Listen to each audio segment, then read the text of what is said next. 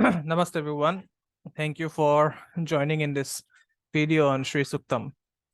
And this is our 12th class, and today we'll be looking at the 11th mantra.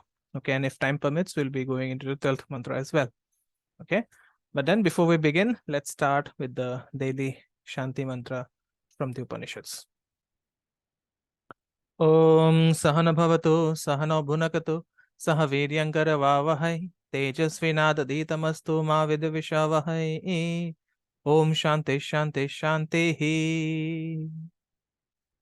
Okay.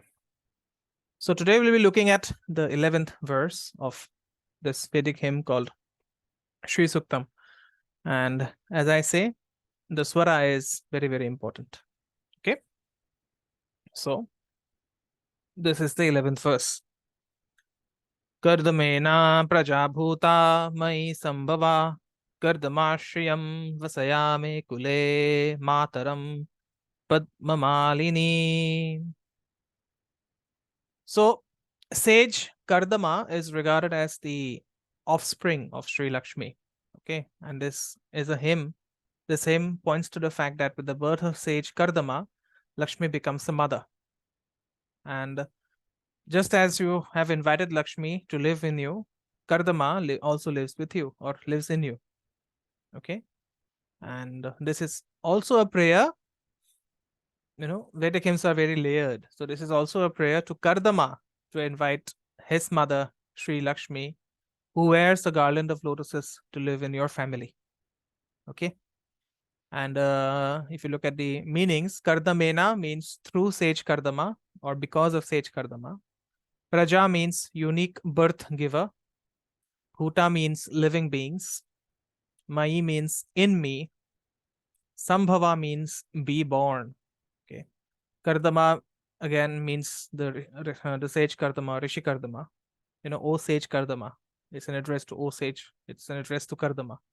Shriyam, of course, means the divine mother Sri Vidya, who is the goddess of beauty and bliss. Vasaya means making to dwell. Me means my. Kule means in the family or in the lineage. Mataram means mother. Padmamalinim, it means the one who is the embodiment of, or the one who is garlanded with lotuses. Okay. So, first of all, this verse is a thanksgiving to Jatavedas for bringing the knowledge of sage Kardama to the forefront of your consciousness. Okay, that means Jatavedas is allowing you to access the consciousness of Rishi Kardama. Okay, and once you access that knowledge, once your consciousness becomes one with the consciousness of Rishi Kardama, you are no longer bothered by the limitations or by the shortcomings of this world and the people who inhabit this world. Okay, and Kardama is regarded to be the one who has absolute control over the forces of nature. Okay, and he is regarded as a reflection of Sri Lakshmi, and he is regarded as the eldest son of Sri Lakshmi because he emerged before time and space were born. Okay, and it is said that Lakshmi created him by the power of her thought, and because of this, the rishis or the sages, they address Kardama as Sadyojata, that means born instantly. Okay, and because Kardama mirrors Lakshmi in beauty and joy, this is a prayer to offer your obeisance to this great rishi, for whom the goddess of joy and abundance assumed motherhood. And once she assumed motherhood for Kardama, she became manifest to all creation. Okay, so as you worship Sri Lakshmi, you are also worshipping Kardama, and the vice versa is also true. If you're worshipping if you are paying homage to Kardama, then you are also worshipping his mother, Sri Lakshmi. And this is, as I said, this is a prayer of gratitude to Jatavedas for revealing the details of Kardama's life. Okay, so if I could elaborate on the Lakshmi Puran, Kardama is said to be married to Devahuti. Okay, Devahuti is the force that transports fire offerings to the celestial realm. Okay, so fire is regarded as the first purohit and the only purohit, because when you do a havan and you offer your, you make your offerings to the fire, that fire transports those offerings to the devatas, and the force that transports these offerings is called devahuti, and devahuti is regarded as the spouse of Kardama. Okay, Devahuti is regarded as the spouse of Kardama, and Devahuti is said to be the daughter of Manu. Okay, Manu is it refers to the collective consciousness of the human race.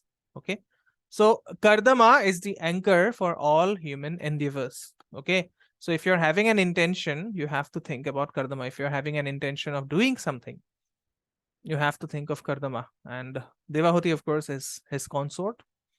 And Kardama and Devahuti together ensure that all human endeavors, they bear fruit, that they are successful. Okay, so this is a prayer to Kardama as well as to his wife Devahuti to come and live in the world of mortals. Okay, and the offspring of Kardama and Devahuti is Kapila. Kapila is regarded as the lord of Siddhas.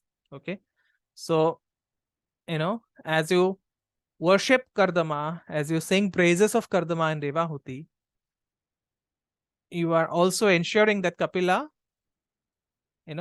is imparting the knowledge and practice of meditation on the lotus of your heart. Okay, because Kapila is the one who transmits the knowledge of Samkhya Yoga to the Brahma Rishis. And what is this yoga? It is the knowledge of this yoga that enables you to distinguish right from wrong, good from bad, useful from useless. Okay, so your discerning power is all about Kapila. Okay, it's all about Kapila. So this is a remedy also that you can have or you can do if you are facing from some problems in the ascendant, in the lagna. If you do the mantra Om Kapilaye Namaha, this becomes a wonderful remedy for your ascendant as well. Okay, so as I said, this prayer is a song of gratefulness to Jata Vedas, to Kardama, to Kapila for passing this beautiful knowledge. Okay, and as you recite this Shri Suktam, the space within and outside of you will be filled with the presence of Kardama's entire grand family. Okay, and this is also a prayer to Kardama to induce the Divine Mother Lakshmi as Padma Malini to reside in your family. Okay, and Padma Malini is regarded as the one who wears a garland of lotuses. So if you go deep into Chakra Yoga, you will find that Mahalakshmi is responsible for the blossoming of all the chakras in your body. Okay, and once all the chakras start blossoming in your body, she makes your body her home. She makes your family and lineage her home. She makes all the Kula Tattvas, which refer to the building blocks of your body and mind in the phenomenal world, everything becomes her home. Okay, and in the form of a discerning power, she penetrates every nook and cranny of your being, enabling you to discover her loving grace in everything and everyone. Okay, and in short, once your chakras blossom, once your major chakras blossom, your home becomes her home, and you continue living forever in her home as her child. Okay, so it's a very beautiful verse. All right, so we'll be going to verse number 12. Okay, Apaha srijantu snigdhani chiklita vasame grihe nicha daivim mataram shriyam vasaya me kule. So it translates as, it's a prayer to the presiding deity of the waters, Apas or Apaha. to create an atmosphere of love and affection. And this is a reference to another son of Lakshmi, which is known as, who goes by the name of Chiklita. Okay, so it is another invitation for Chiklita to come and dwell in your home. Okay, and as Chiklita comes and dwells in your home, the Divine Mother, Sri Lakshmi, dwells in your family and lineage. Okay, so Apaha means the goddess of the waters. Srijantu, it's a prayer to please create. Okay, Snigdhani, loving and affectionate. Chiklita is, of course, a sage who is also the son of Sri Lakshmi. Vasa means live. Me means my. Grahe means in the house. Ni means fully or completely. Cha means and. Devi means the Devi. Okay, the shining being, Lakshmi. Mataram, of course, means mother. Shriyam means the divine mother, Sri Vidya, who is the goddess of beauty and bliss. Vasaya means making to dwell. Me means mine. And Kule means in the family or in the lineage. Okay, so it's very essential that as human beings, you know how to invoke the subtle forces of the waters. Okay, so by the subtle forces of the waters, I mean by the subtle forces of the water content in the body. Okay, our body is 70% water and most of it is dormant. Okay, so Shri Suktam is about invoking the subtle forces of the waters that make up our body, because water is the base where all chemical reactions take place, right? And externally, it is a prayer that all the waters of the waters of the oceans, lakes, and rivers should unveil their subtle properties. Okay, and water is also always a significator of prosperity. Okay, without water there can be no prosperity. That is the reason in houses where there is no water, where people have to buy the water instead of having water from the ground, prosperity starts moving away and a Lakshmi starts coming in. Okay, we have normalized this, especially in a country like India. We are normal with surviving by buying water from outside, but this is a very bad thing to do. Okay, you have to obtain water from your own ground. That means from the campus of your own house. If you don't, then it means you're inviting a Lakshmi. So what does water do? It nourishes all forms of life. It nourishes the mind and the body. Snigdhani means the bonding capacity. And what does water do? It brings forward the sweetness and bonding capacity of our mind. It drives away your mental dryness and fills the mind with sensitivity towards others. And what do people do? They fight over water. So that is not the way to be. That is not the way to live. You have to share your water instead of fighting over it.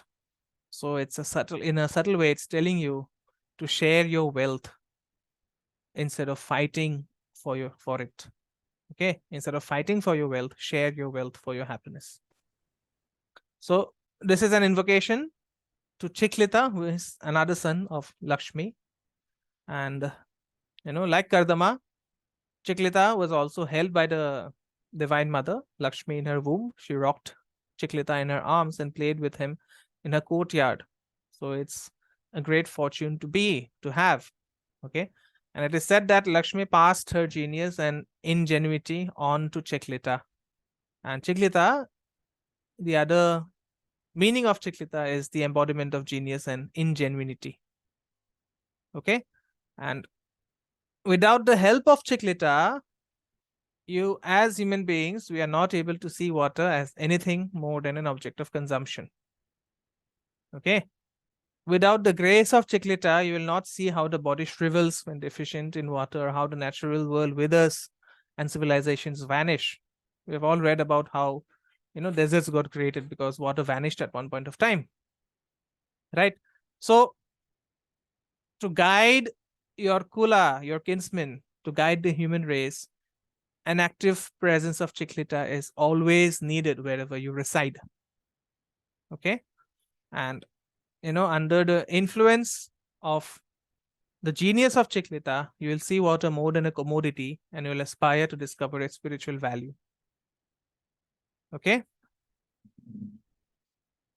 so it is said that the presence of Chiklita nullifies all the bad attributes that come with small thinking, with small aspirations. Okay.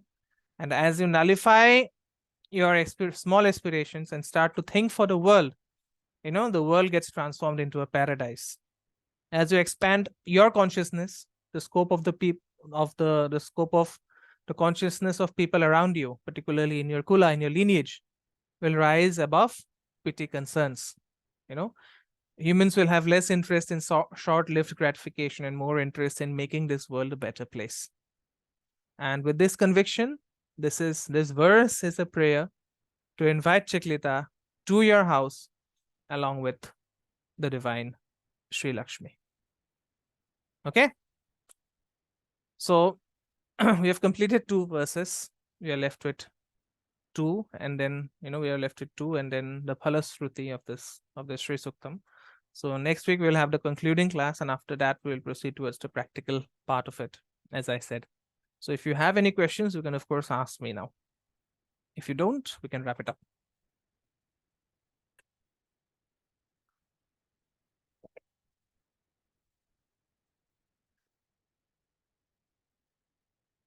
Okay, good. So I don't think we have questions. Would you shed light on Lakshmi and the chakras? Yes. For now, I'll just say that Mahalakshmi rules all the major and minor chakras of the body. Okay, and without her grace, it is impossible to open up the chakras. Okay, so more on that as we proceed towards the practical part. But I'll also make a video on how to open up the chakras with the help of Mahalakshmi. Okay, so that's for another thing. Yeah. All right then. Thank you so much for joining in. I will see you next week with the concluding class. Namaste. Om Gurave Namaha.